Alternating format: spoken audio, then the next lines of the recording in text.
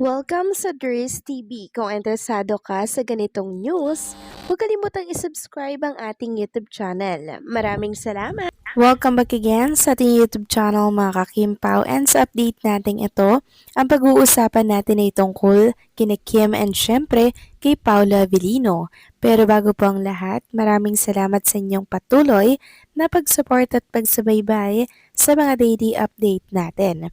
Kaya naman bilang pasasalamat, narito po ang ilang napili kong komento patungkol ito sa naging previous update. Unang komento mula po ito kay Ginang Norma Dayag. Sabi niya, "Ders, good evening, kaya pala di sila nakita sa ASAP. Hinintay ko yung paglabas nilang dalawa, wala Ders. Wala rin si Jay. Coincidence ano? Baka may pre-Valentine na celebration ni Echo. Kasi yung vlog ni Maarting Machika sa dalawa, kaya Ders, nadismaya ako. Nagmamadali pa naman kaming umuwi after the mass. Ders, TY, dahil magkapatawaran na silang dalawa nila Cam. Isa yon sa dinarasal ko na magkapatawaran na sila at magbago na siya. At wag nang gawin yung ginawa niya kay Kimi. Blood is thicker than water. God bless Kim Pao." Maraming salamat sa komento, Ginang Norma Dayag. So parang pre-recorded na po ang ASAP kanina mga kakimpaw, kaya wala pala doon si Kim and si Paula Avellino. Tungkol naman po kay Ate Laka, meron nga po ako nababalitaan, meron ako nababasa na nagkaayos na daw nga po si Kim and si Ate Lakam. So good for them mga kakimpaw, 'di ba? Pero syempre hindi na po maibabalik yung tiwala ni Chinita Princess dati sa kanyang sister. Kung baga may lamat na po mga kakimpaw. Pero ang maganda doon nagkaayos naman po sila.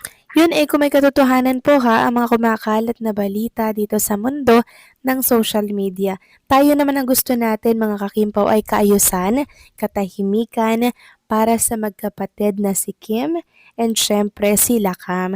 Kasi kahit papaano kapatid mo pa rin yan mga kakimpaw, di ba? Sabi nga, blood is thicker than water. Kaya kahit pagbali-balik ta rin man po ang ating mundo mga kakimpaw, still magkapatid pa rin po sila at sa huli, magkakaayos pa rin. Pero ang tiwalang nasira, hindi na po yan pwedeng ibalik pa. So maraming salamat sa komento, Ginang Norma Dayag. God bless and mabuhay kayo. Next comment naman mula po kay Ginang Arlene Cassie. Sabi niya, parang hindi live ang ASAP Miss Dres. Parang tape na kasi nandun si Kyle Echari. Paano nandun si Kyle? Nasa Dubai sila kasama, sina Bong Jong at si Kai Montenola at marami pa. Then sabi naman po ni Ginang Rosemary Diano, Miss Dres, sabi ni Chantal, nag-tape na daw ng Sunday. Nag-post din siya about sa kanta nila. Kaso lang, baka sa Valentine's Day ipalabas ang production nila. So yun naman pala mga kakimpaw, no? Pre-recorded kasi yung mga nasa ibang bansa nakita natin kanina. Kaya nakakapagtaka nga naman mga kakimpaw, di ba? Ibig sabihin, pre-recorded na nga po ang ASAP kanina. Baka nagsabi ako ng itsotay mga kakimpaw ASAP yun, nalilito lang talaga ako. So yun pala yun, pre-recorded.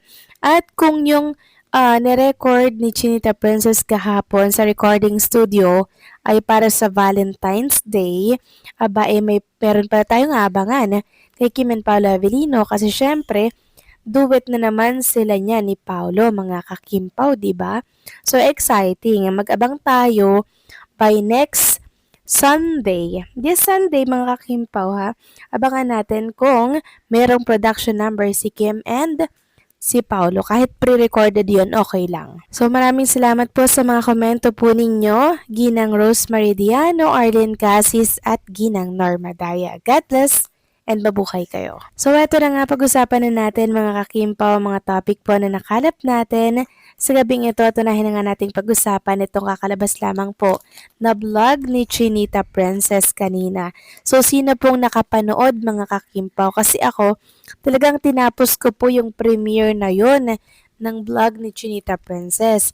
And yung konti nga pong part ng video niya ay sinut niya pa po sa Bangkok, Thailand. At alam niyo po ang nakakaiyak sa part ng video na yun ni Chinita Princess, yung nakita nating may isang nanay po na talaga namang nakipagsiksikan, pumila po sa kanyang pabasar para lamang po maibili po yung kanyang anak ng damit ni Chinita Princess. Yung anak po niya mga kakimpaw, meron pong sakit mga kakimpaw. May sakit yon at ang gusto niya lang daw ay ang damit, magkaroon ng damit ni Chinita Princess. Kaya kung inyong mapapansin sa mga picture na nasa screen po ninyo ngayon, si Kim Chu nakita natin yung lungkot niya doon, yung talagang ramdam niya yung pinagdadaanan po ng nanay na nakayakap po sa kanya. Talagang napaka down to earth ni Chinita Princess. And also, sinoutout niya po mga kakimpaw yung anak ni Mommy na kung saan ay may sakit sa kanyang vlog.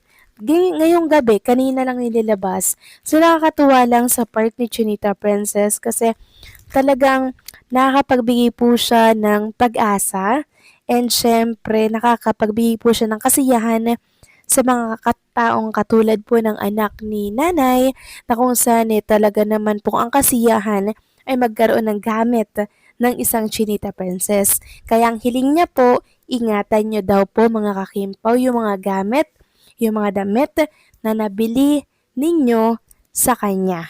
And also, pinagpapasalamat din po ni Chinita Princess mga kakimpaw. Yung 5 days sana na igugugol niya sa pabasar niya ay naging 1 day and half kasi sold out agad. Hindi po umabot ng 2 days. 1 day and half pa lang, sold out agad ang bazaar ni Chinita Princess. Doon pa lang mga kakimpaw, sobrang nakakahappy dahil andun pa rin yung pagsuporta ninyo sa kanya. Kahit saan daw, andyan kayo at sumusuporta po sa kanya. Samantalang next topic naman tayo, pag-usapan natin mga kakimpaw tungkol naman dito sa old interview ni Paula Avellino na kung saan ibinalik po ngayon na pag-usapan dito po sa X. Ano ba yung old interview na yan ni Paula Avellino? So meron po siyang inamin doon. Sabi po dito, and ang pangit kung magiging kayo dahil lang may pelikula kayong ginagawa. Kasi minsan nakaka-confuse rin for us actors kapag umaarte kasi dinadamdam mo eh. Kaya masarap maghanap ng partner na hindi mo katrabaho or hindi mo nakatrabaho. Marami po nagtatanong mga kakimpaw na kung ibabalik daw ito sa ngayon ha, ano daw kaya magiging reaksyon ni Paula Avellino dito. Sabi nga po ni Ma'am Lenny, siguro kung walang linlang at di niya nakapartner si Kim, maaring mangyari or maghanap na siya ng non-showbiz partner. Lalo na sa edad niya ngayon, kaya lang yung babaeng idol niya at matagal na niyang pangarap, dumating sa buhay niya. Sabi pa ng isa, it changes as time passes by. It depends on who, what, and how circumstances influence you. For sure, iba na talaga ang thinking niya ngayon. So nakakatuwa lang mga kakimpaw, 'di ba? Yung dating old interview ni Paula Avellino parang nabali dahil dumating sa buhay niya si Chinita Princess. Ngayon, kung ibabalik natin yon kay Paula Avellino, malamang matatawa na lang siya mga kakimpaw kasi maging siya, hindi niya expected itong mangyayaring ito.